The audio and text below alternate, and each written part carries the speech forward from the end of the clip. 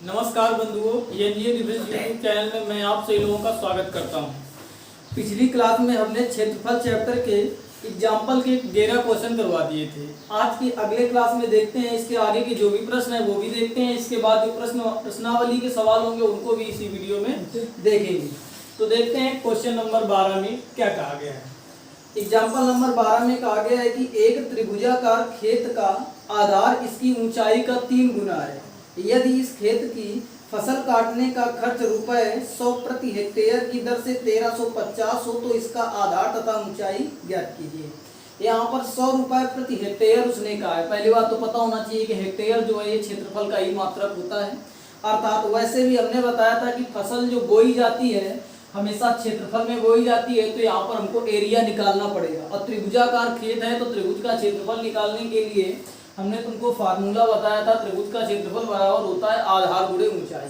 उसने कुछ कंडीशन कही है कि एक त्रिभुजाकार खेत का आधार इसकी ऊंचाई का 3 गुना है।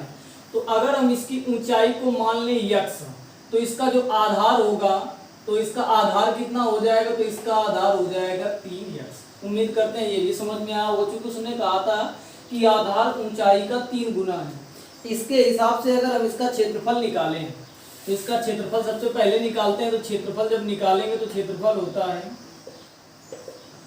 1/2, आधार x है, ऊंचाई 3x है। इसका हमने क्षेत्रफल देखा तो निकल के आया 3x² 2। उम्मीद करते हैं इतनी बात समझ में आई होगी। अर्थात जो इसका क्षेत्रफल आया वो आया 3x² 2। आगे उसने कहा इसका जो खर्च है 100 रुपए प्रति हेक्टेयर की दर से खर्च कर रहा है। तो हमने बताया था जैसे अगर क्षेत्रफल जो होगा क्षेत्रफल में किस हिसाब से खर्च कर रहा है, तो 100 रुपए प्रति हेक्टेयर के हिसाब से खर्च कर रहा है, तो 100 का गुणा कराने से कुल खर्च ही तो आएगा, ये कंडीशन होगी।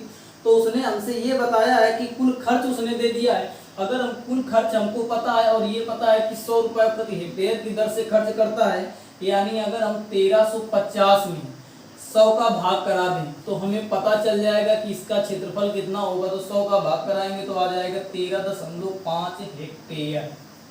ये आ जाएगा 13.5 हेक्टेयर। अब यहाँ पर क्षेत्रफल हेक्टेयर में दिया है और उसने इसका आधार तथा ऊंचाई हमारा मीटर में दे रहा है। तो एक कंडीशन होती है हेक्टेयर और मीटर के बीच में संबंध। 1 हेक्टेयर बराबर होता है 10,000 वर्ग मीटर कंडीशन है। तो ये कंडीशन ध्यान देना है कि संबंध इनके बीच में होता है कि 1 हेक्टेयर बराबर 10,000 वर्ग मीटर। तो सबसे पहला काम होगा कि हेक्टेयर को हम वर्ग मीटर में बदलें। तो इसमें हम 1000 का गुणा कराएंगे। 1000 का ऊपर देख लेते हैं। जब इसमें हम 1000 का गुणा कराएंगे तो इसका क्षेत्रफल आ जाएगा 1,35,000। 1,35,000 आ जाएगा। हमारे इसके हिसाब से तो 3x² 2 था, लेकिन क्वेश्चन के हिसाब से तो उसने कहा है कि जो क्षेत्रफल इसका है ये तुम्हारा 1,35,000 है। तो देखते हैं 3x² 2 बराबर हो जाएगा 1,35,000। यहाँ से x² की वैल्यू फाइंड करेंगे, 3 से काटेंगे, 3 से को 12 53 45, ये तुम्हारा हो जाएगा 90,000। यहाँ से x की वैल्यू फाइंड करेंगे तो x की वैल्यू आ जाएगी 300 मीटर, क्योंकि हमने क्षेत्रफल को वर्ग मीटर में कन्वर्ट कर दिया था। आगे उसने हमसे पूछा इसका आधार और ऊंचाई ज्ञात कीजिए। हमने ऊंचाई कितनी मानी थी x, और x की वैल्यू आई है 300 मीटर। अर्थात इसकी जो ऊंचाई होगी वो 300 मीटर होगी। अगर आधार की बात करें तो आधार इसका 3 गुना है, तो 300 का 3 गुना करेंगे तो आ जाएगा 900 मीटर।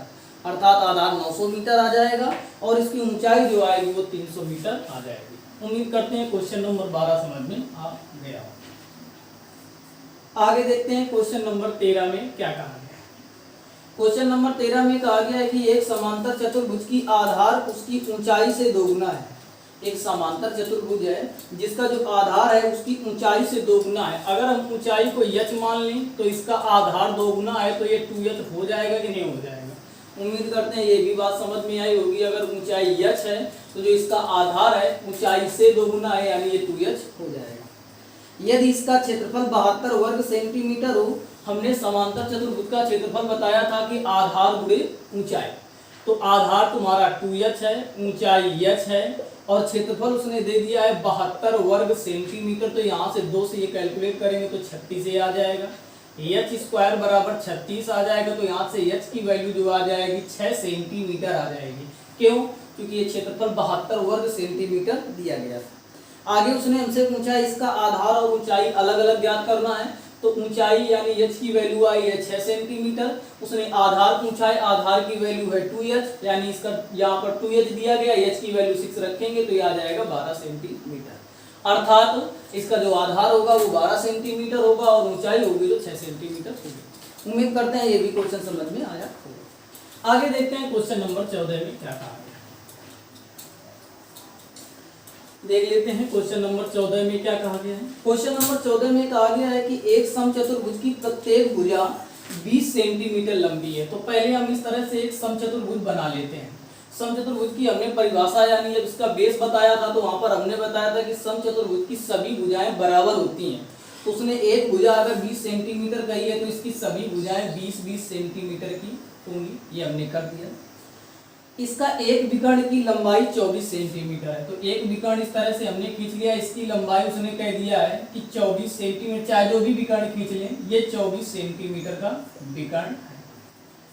आगे उसने कहा है समचतुर्भुज का क्षेत्रफल। तो समचतुर्भुज के क्षेत्रफल के लिए हमने फार्मूले बताए थे दो। पहला फार्मूला बताया था कि आधार गुणे ऊंचाई, और दूसरा फार्मूला बताया था कि 1/2 d1 इंटू d2, यानी 1/2 पहला विकर्ण गुणे दूसरा विकर्ण। तो यहाँ पर आधार तो दिया है लेकिन ऊंचाई नहीं दी गई है। यहाँ पर एक विकर्ण दिया है तो क्या हम दूसरा विकर्ण ज्ञात कर सकते हैं? तो समचतुर्भुज के लिए एक फैक्ट होता है, फैक्ट ये होता है कि समचतुर्भुज के विकर्ण एक दूसरे को समकोण पर समद्विभाजित करते हैं। कहने का मतलब समद्विभाजित भी करेंगे और समकोण पर समद्विभाजित करेंगे। देखते हैं, कहने का मतलब अगर हम ये दूसरा विकर्ण खींच दें तो ये एक दूसरे को समद्विभाजित करेंगे। समद्विभाजित मतलब आधा आधा करेंगे। तो 24 है तो ये 12 हो जाएगा और ये 12 हो जाएगा। हमने देखा कि ये एक दूसरे को समकोण पर समद्विभाजित करते हैं। तो समकोण पर समद्विभाजित करने का मतलब ये भी 12 हो गया और ये भी 12 हो गया। अब समकोण पर समद्विभाजित करने का मतलब कि ये कोण 90 अंश होता है। ये कोण क्या हो जाएगा? 90 अंश हो जाएगा। अगर हम इसकी बात करें केवल इतने की, तो ये एक समकोण त्रिभुज बन रहा है कि नहीं बन रहा है? जिसमें से ये 12 सेंटीमीटर है और ये 20 सेंटीमीटर है, यानी कर्ण 20 सेंटीमीटर है, आधार 12 है। तो क्या हम लंब नहीं ज्ञात कर सकते हैं? तो यहाँ पर पाइथागोरस प्रमेय का प्रयोग करके यहाँ पर सबसे पहला काम होगा, यहाँ पर हम इसका ये ज्ञात कर लेंगे। यहाँ से यहाँ तक की दूरी ज्ञात कर देंगे। तो यहाँ से यहाँ तक की दूरी ज्ञात करने के लिए फार्मूला हमने था k स्क्वायर बराबर l square plus a square. Pythagoras प्रमेय हमने बताई थी। यहाँ पर जो कर्ण है वो 20 है तो 20 का वर्ग 400। एल स्क्वायर हमें ज्ञात करना है, ए स्क्वायर 12, 12 का वर्ग 144। यहाँ से जब हम एल स्क्वायर की वैल्यू फाइंड करेंगे तो एल स्क्वायर की वैल्यू आ जाएगी 256। यल यानी यल की वैल्यू आ जाएगी 16। अगर ये 16 है, क्योंकि समकोण पर इसने समद्विभाजित किया था तो ये भी 16 हो जाएगा। ओवरऑल हम यहाँ से ज्ञात कर सकते हैं, उसने पहला विकर्ण तो कहा था कि 24 था, तो यहाँ पर दूसरा विकर्ण 32 सेंटीमीटर का आ जाएगा कि नहीं आ जाएगा? क्यों? ये 12 24, तो ये 16 और ये 16 हो जाएंगे 32 सेंटीमीटर। अब हमारे पास दोनों विकर्ण ज्ञात हमने कर लिए हैं, तो अब हम इसका क्षेत्रफल निकाल देंगे। फार्मूला हमने बताया था क्षेत्रफल A बराबर 1/2 d1 इंटू d2। तो 1/2 पहला विकर्ण 24 है, दूसरा विकर्ण 16 है। 2 से काटेंगे तो यहाँ पर 12 आ जाएगा।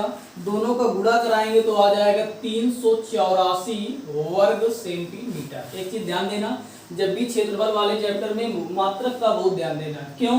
अगर एक ऑप्शन में 384 वर्ग मीटर है और एक में 384 वर्ग सेंटीमीटर है तो गलती के चांसेस ज्यादा रहते हैं। तो तुमको यहाँ पर देखना है कि लंबाई और जो ऊंचाई आधार या जो भी हो, ये अगर सेंटीमीटर में है तो क्षेत्रफल भी वर्ग सेंटीमीटर में होगा, अगर ये मीटर में है तो क्षेत्रफल भी वर्ग मीटर में ही होगा। तो ये चीजें ध्यान रखना। तो इस तरह से क्वेश्चन नंबर 14 भी उम्मीद करते हैं आप लोगों को समझ में आया होगा। आगे देखते हैं क्वेश्चन नंबर 15 में क्या कहा गया है।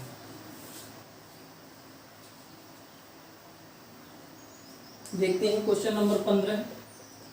क्वेश्चन नंबर 15 में कहा गया है कि एक पहिया 88 किलोमीटर की दूरी तय करने में 40 चक्कर लगाता है।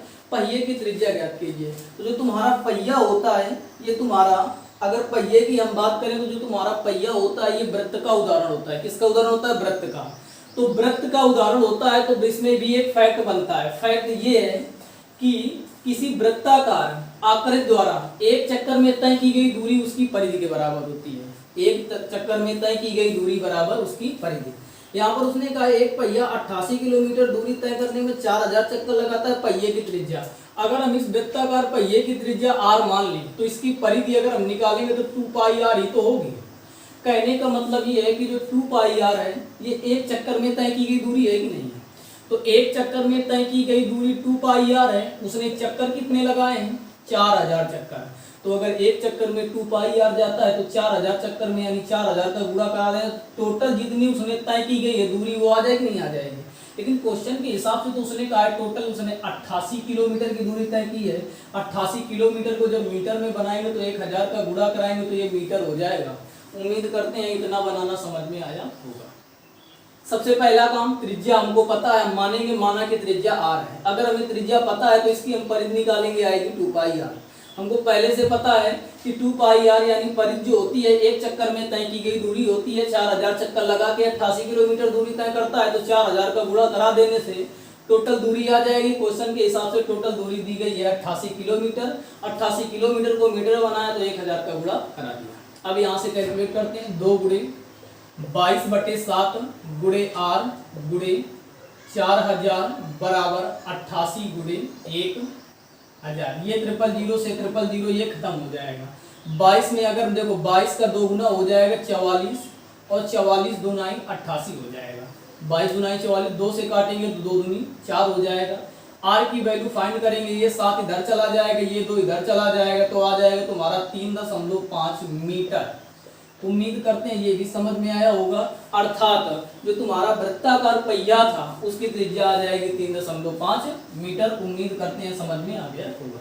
चाहे 7/2 मीटर कहें या फिर 3.5 मीटर कहें, दोनों सही है। अगर इसी में उत्तर मान लीजिए विकल्प सेंटीमीटर में देता तो कुछ नहीं करना था, यहाँ पर लास्ट में 100 का गुणा करा के सेंटीमीटर में बदल देते। आगे देखते हैं कुछ इसी प्रकार का क्वेश्चन नंबर 16 भी है, देख लेते हैं क्या कहा गया।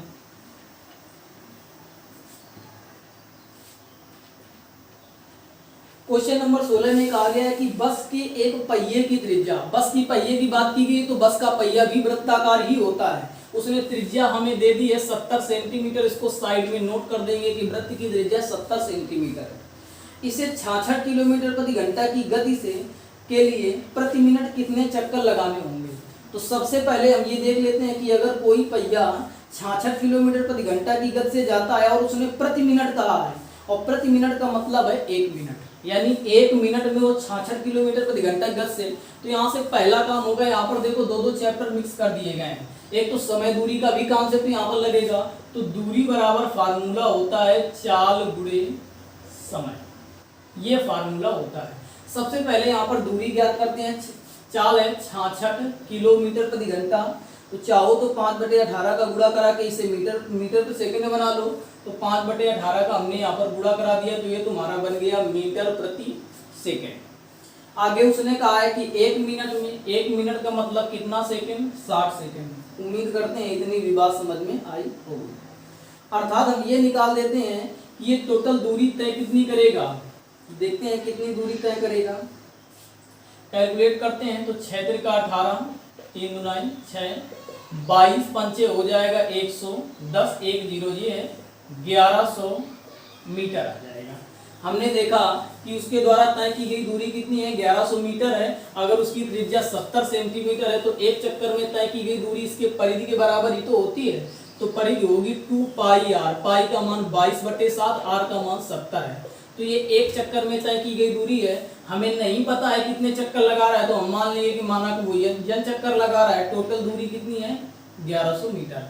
यहाँ से हम कैलकुलेट करके n की वैल्यू फाइंड करेंगे। तो n की वैल्यू जब हम फाइंड करेंगे तो n की वैल्यू आ जाएगी 250। अर्थात उसे कितने चक्कर लगाने होंगे, 250 चक्कर लगाएगा तभी तो 1100 मीटर की दूरी तय कर पाएगा। तो इस तरह से इस क्वेश्चन का भी राइट आंसर हो जाएगा 250। उम्मीद करते हैं ये भी क्वेश्चन समझ में आया होगा। एक चीज ध्यान देना है, यहाँ पर थोड़ी गलती हो गई। ये 70 सेंटीमीटर है तो इस सेंटीमीटर को हम मीटर में कन्वर्ट कर लेंगे। क्यों? क्योंकि इसको हमने 1100 मीटर बनाया है। तो इसको मीटर में बनाएंगे तो यहाँ पर कर देंगे 100 का भाग, कैलकुलेट करेंगे तो n की वैल्यू आएगी 250। तो ये कोई ऐसी गलती नहीं है, तो तुमको खुद समझना है कि सेंटीमीटर में है। हमने पहले ही बताया था कि एक क्वेश्चन में मात्रक हमेशा एक ही पद्धति में होनी चाहिए, यानी हर जगह अगर हम मीटर का प्रयोग कर रहे हैं तो हर एक लंबाई मीटर में होनी चाहिए, अगर हम सेंटीमीटर का प्रयोग कर रहे हैं तो हर एक जो दूरी होनी चाहिए वो सेंटीमीटर में होनी चाहिए। तो इस तरह से ये भी क्वेश्चन आ गया। तो इस तरह से हमने इसके पूरे एग्जाम्पल बता दिए हैं। अब देखते हैं प्रश्नावली के क्वेश्चन बारी बारी से देखते हैं। तो देखते हैं प्रश्नावली का पहला क्वेश्चन क्या कहा गया है। पहले क्वेश्चन में कहा गया है कि एक आयत का क्षेत्रफल 252 वर्ग सेंटीमीटर है, इसकी लंबाई और चौड़ाई का अनुपात जो है 9:7 है। कहने का मतलब इसकी लंबाई और चौड़ाई यानी यल अनुपात भी दिया गया है 9:7, यानी अगर हमारे हिसाब से इसकी लंबाई हो जाएगी 9x और चौड़ाई हो जाएगी 7x, तो इसके हिसाब से क्षेत्रफल निकालेंगे, कितना आ जाएगा क्षेत्रफल, आयत का क्षेत्रफल लंबाई गुणा चौड़ाई तो 9x गुणे 7x।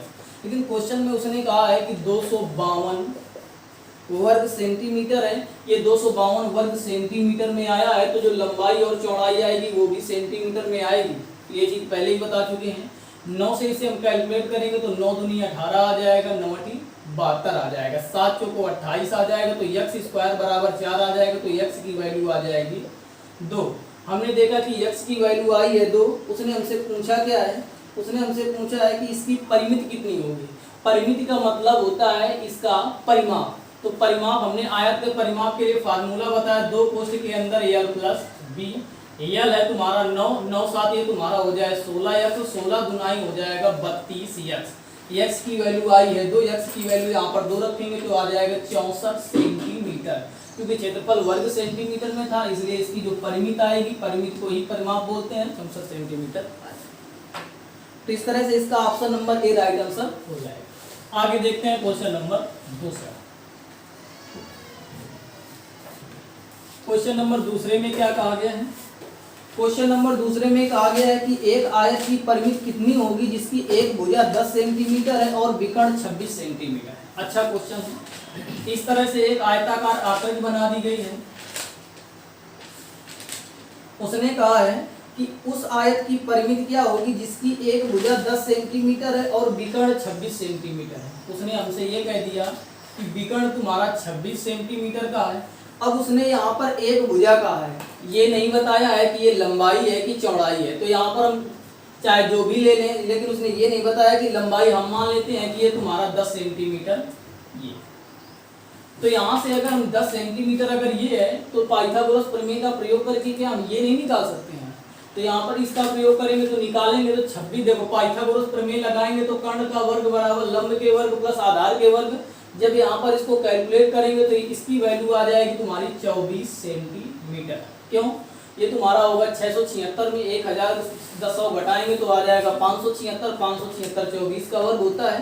हमने देखा इस आयताकार जो खेत है इसकी जो लंबाई आई है 24 सेंटीमीटर और चौड़ाई आई है 10 सेंटीमीटर। उसने हमसे पूछा इसकी परिमिति क्या होगी।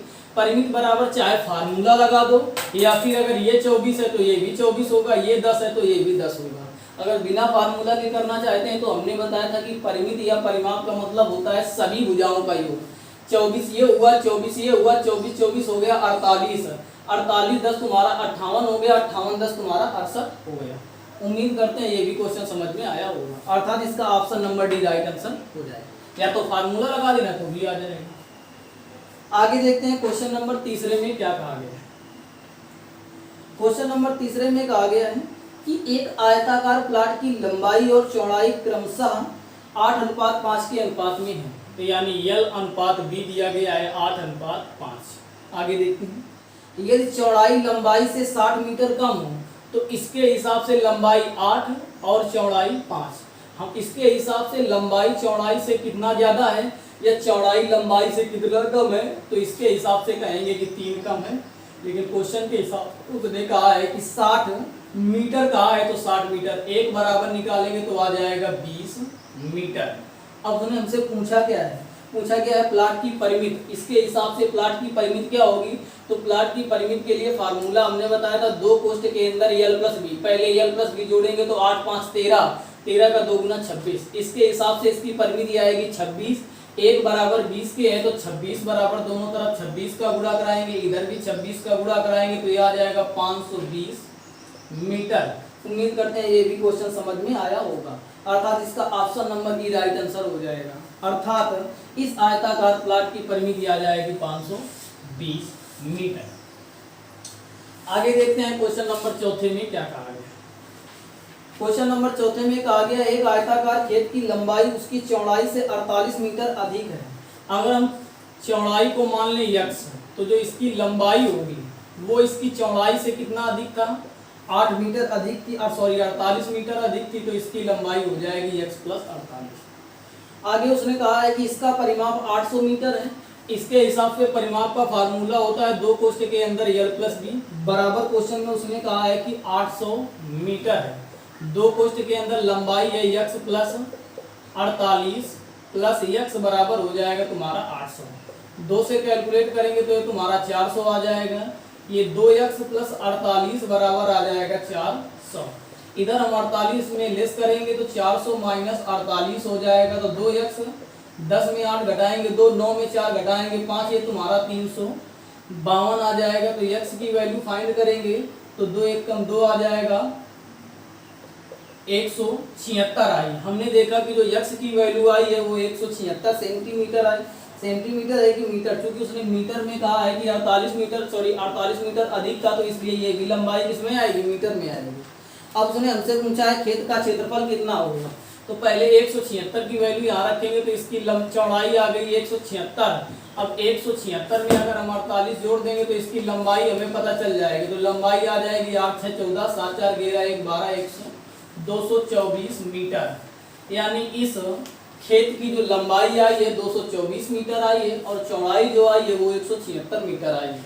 अब उसने हमसे पूछा है खेत का क्षेत्रफल कितना है, तो खेत का क्षेत्रफल हो जाएगा लंबाई गुणा चौड़ाई। कुछ नहीं करना, 176 में 224 का गुणा करा देना, जो भी गुणनफल आ जाएगा वही इसका क्षेत्रफल हो जाएगा। तो उम्मीद करते हैं आगे इस तरह से क्वेश्चन हो जाएगा। आगे देखते हैं क्वेश्चन नंबर 5वां क्या था।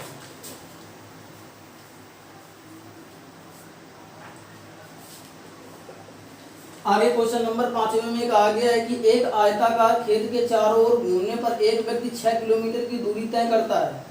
अब यहाँ पर उसने कहा एक आयताकार खेत के चारों ओर घूमने पर एक व्यक्ति 6 किलोमीटर की दूरी तय करता है। कहने का मतलब जो व्यक्ति आयताकार खेत के चारों ओर घूम रहा है तो ये इसकी परिमिति में ही तो घूमेगा।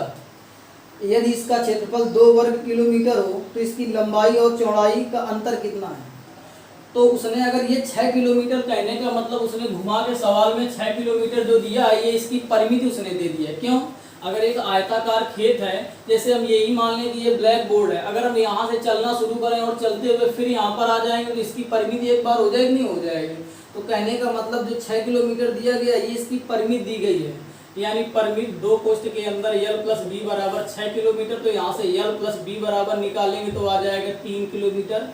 उम्मीद करते हैं ये निकालना समझ में आया होगा। आगे उसने कहा इसका क्षेत्रफल 2 वर्ग किलोमीटर है, यानी LB बराबर है 2 वर्ग किलोमीटर। आगे उसने कहा है कि लंबाई और चौड़ाई का अंतर कितना होगा। एक चीज देखो, यहाँ पर अगर इसका हम कॉम्बिनेशन बनाएं तो अगर L की वैल्यू 2 रखें, B की वैल्यू 1 रखें तो 2 गुणा 1 हो जाएगा 2, और 2 और 1 जोड़ेंगे तो 3 हो जाएगा। यानी हमें इस क्वेश्चन में स्पष्ट हो रहा है कि L की वैल्यू होगी 2 और B की वैल्यू होगी 1। क्यों, क्योंकि इसमें ऐसा कॉम्बिनेशन ही बन रहा है। तो उसने हमसे पूछा क्या है, लंबाई और चौड़ाई का अंतर कितना है। तो लंबाई अगर 2 किलोमीटर है, चौड़ाई 1 किलोमीटर है, तो इसका अंतर 1 किलोमीटर का ही तो आएगा। इस तरह से कर देंगे।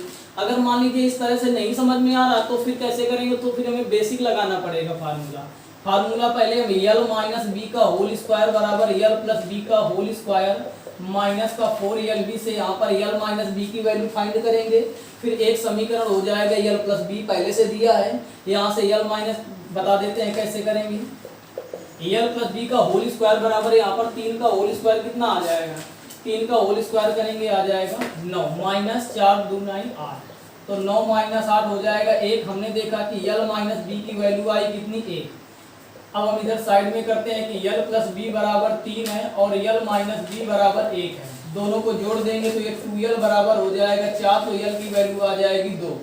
l का मान इसमें रखेंगे तो b की वैल्यू आ जाएगी 1। एक तो शॉर्टकट ये है कि ऐसे ही ऑप्शन से समझ लें, या फिर इसको बेसिक से पूरा करके देखिए तो भी लंबाई 2 किलोमीटर, चौड़ाई 1 किलोमीटर, अंतर 1 किलोमीटर का आ जाएगा। तो हमने दोनों तरीकों से बता दिया कि बेसिक से कैसे करेंगे और शॉर्टकट से भी कैसे समझ लेंगे। आगे देखते हैं क्वेश्चन नंबर 6वें में क्या कहा गया है।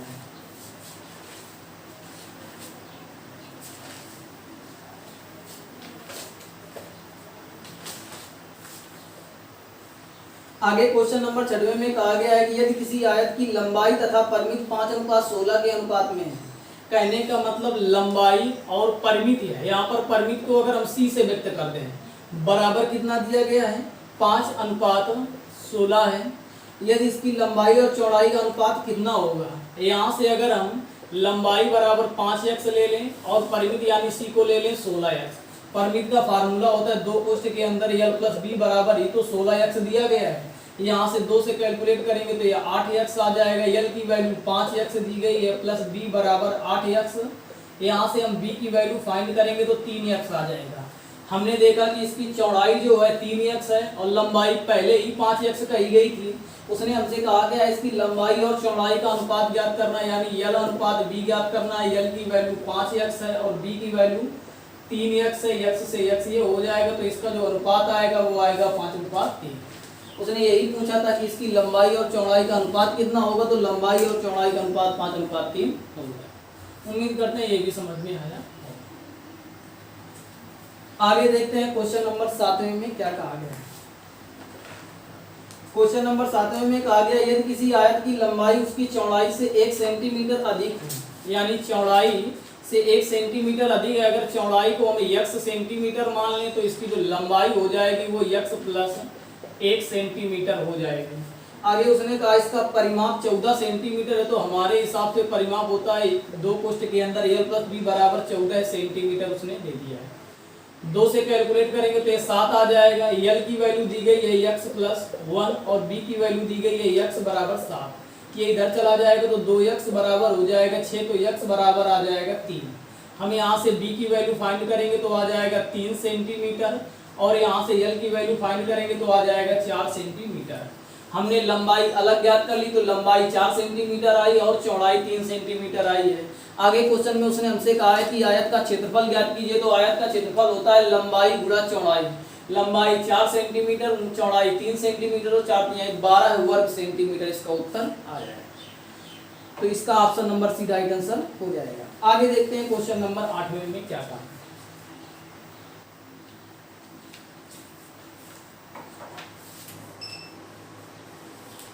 आगे क्वेश्चन नंबर 8वें में कहा गया है कि एक आयत के विकर्ण की लंबाई 25 सेंटीमीटर है, यानी आयत के विकर्ण मतलब d की वैल्यू है 25 सेंटीमीटर। इसका क्षेत्रफल 168 सेंटीमीटर है। क्षेत्रफल होता है LB, यानी LB बराबर है 168 सेंटीमीटर। उसने पूछा है इस आयत की लंबाई कितनी है। देखते हैं, हमको एक चीज फार्मूला हमने बताया था कि b बराबर होता है √l² प्लस b²। ये फार्मूला हमने बताया था कि नहीं बताया था। अगर हम दोनों पक्षों का वर्ग कर दें तो d² बराबर l² प्लस b² हो जाएगा।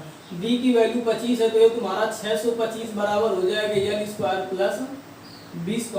हमारे पास एक समीकरण ये है कि l² प्लस b² बराबर 168 सेंटीमीटर। अब यहाँ से पहला हम फार्मूला प्रयोग करेंगे l प्लस b का होल स्क्वायर बराबर l² plus b² plus 2lb। तो l² प्लस b² बराबर 625 पता है। 2lb ज्ञात करेंगे तो इसमें 2 का गुणा कराएंगे तो 2 × 16 हो जाएगा, 2 × 12 = 13 हो जाएगा, 2 × 1 = 2 = 3। दोनों को जोड़ेंगे तो 6 × 5 = 11 हो जाएगा, 3 × 2 = 5 = 6 हो जाएगा, 6 × 3 = 9 हो जाएगा। तो हमने देखा कि l प्लस b का होल स्क्वायर बराबर 961 और 961 जो होता है वो 31 का स्क्वायर होता है। तो हमने देखा कि l प्लस b की वैल्यू आ गई 31। उम्मीद करते हैं ये भी समझ में आया होगा। l प्लस b की ये वैल्यू 31 आई है। जैसे हमने यहाँ पर l प्लस b का होल स्क्वायर बराबर फार्मूला निकाला था, वैसे ही हमें यहाँ पर अगर हम l माइनस b का होल स्क्वायर का फार्मूला लिखें तो l² प्लस b² माइनस का 2lb हो जाएगा। देखते हैं साइड में यहीं पर। तो अगर हम यहाँ से सीधे l माइनस b का होल स्क्वायर निकालेंगे तो l² प्लस b² बराबर तो हमने 625 लिखा था माइनस 336 हो जाएगा। घटाते हैं, 15 में 6 घटाएंगे आ जाएगा तुम्हारा 9 आ जाएगा, 11 में 3 घटाएंगे 8 आ जाएगा, 289 आ जाएगा। हमने देखा कि l माइनस b बराबर आ गया 17। हमारे पास एक समीकरण है कि l प्लस b बराबर 31 है और l माइनस b बराबर 17 है। तो क्या इन दोनों समीकरणों को हल करके हम l और b की अलग अलग वैल्यू नहीं फाइंड कर सकते हैं?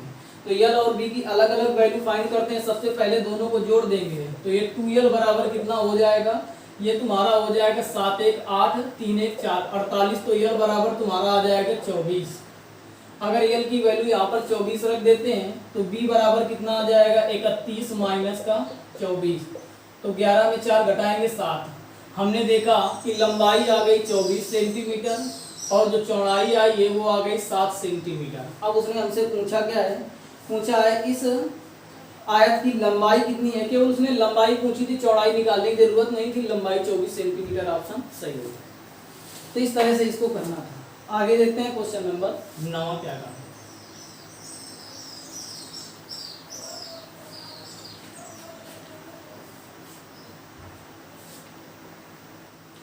आगे क्वेश्चन नंबर 9 में कहा गया है कि एक आयताकार खेत के विकर्ण की लंबाई 17 मीटर है।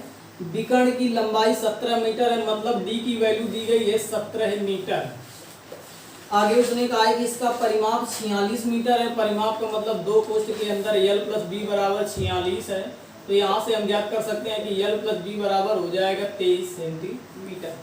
आगे उसने कहा इस खेत का क्षेत्रफल ज्ञात कीजिए। तो इस खेत का क्षेत्रफल ज्ञात करने का मतलब हमें इसकी लंबाई चौड़ाई अलग अलग पता होना चाहिए। हमको पता है कि यहाँ पर भी हमने साइड में फार्मूला लिखा था d बराबर under root L square plus B square.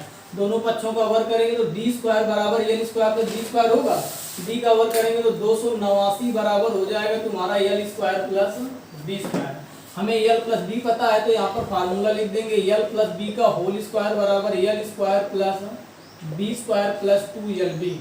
L plus B की जगह 23 पता है हमें, 23 का वर्ग होता है 529। L square plus B square हो जाएगा 289 प्लस 2lb। 289 इधर लेस करेंगे तो 2lb बराबर आ जाएगा, 9 में 9 घटाएंगे 0 आ जाएगा, 12 में 8 घटाएंगे 4 आ जाएगा, यहाँ पर 4 में 2 घटाएंगे 240। तो lb बराबर हमने देखा आ गया 120 वर्ग सेंटीमीटर। lb बराबर आया 120। हमें ज्ञात क्या करना था, क्षेत्रफल ज्ञात करना था। क्षेत्रफल होता क्या है, लंबाई प्लस चौड़ाई ही तो होता है। तो सीधे lb बराबर 120 वर्ग सेंटीमीटर इसका राइट आंसर हो जाएगा। ऑप्शन नंबर 20 का राइट आंसर हो जाएगा। तो इस तरह से ये भी क्वेश्चन हो गया। आगे देखते हैं क्वेश्चन नंबर 10वां क्या करना है।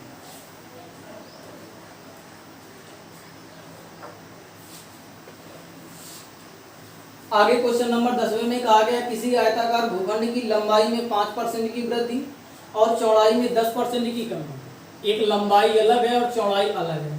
लंबाई में 5% की हमें वृद्धि करना है और चौड़ाई में हमें 10% की कमी करना है। तो पूछा गया है उसके क्षेत्रफल में कितने प्रतिशत वृद्धि अथवा कमी होगी। तो इस तरह के क्वेश्चन परसेंटेज चैप्टर में कई क्वेश्चन हमने करवाए थे। तो इसके लिए हमें क्या करेंगे, नेट चेंज का फार्मूला लगाएंगे। कैसे करते हैं नेट चेंज देख लेते हैं। नेट चेंज में ये a की वैल्यू है और ये तुम्हारी b की वैल्यू है। तो हमने नेट चेंज का फार्मूला बताया था a plus B plus ab upon 100। a की वैल्यू है प्लस का 5 और b की वैल्यू है माइनस का 10 प्लस का 5 गुणे माइनस का 10/100। माइनस 10 प्लस का 5 माइनस का 5 आएगा। यहाँ से कैलकुलेट करेंगे तो आ जाएगा माइनस का 0.5। माइनस 5 में 0.5 जोड़ेंगे तो आ जाएगा माइनस का 5.5। माइनस का 5.5 मतलब व्यक्त करता है कि कमी हो रही है। अगर प्लस का आता तो वृद्धि होती। ऑप्शन में प्लस का 5.5 भी होगा, यानी 5.5 की कमी भी होगी, 5.5 की वृद्धि भी होगी। तो इसका राइट आंसर हो जाएगा ऑप्शन नंबर सी। उम्मीद करते हैं ये भी क्वेश्चन समझ में आ गया होगा। आगे देखते हैं क्वेश्चन नंबर, इसी प्रकार से क्वेश्चन नंबर 11 भी है, देख लेते हैं क्या कहा गया है।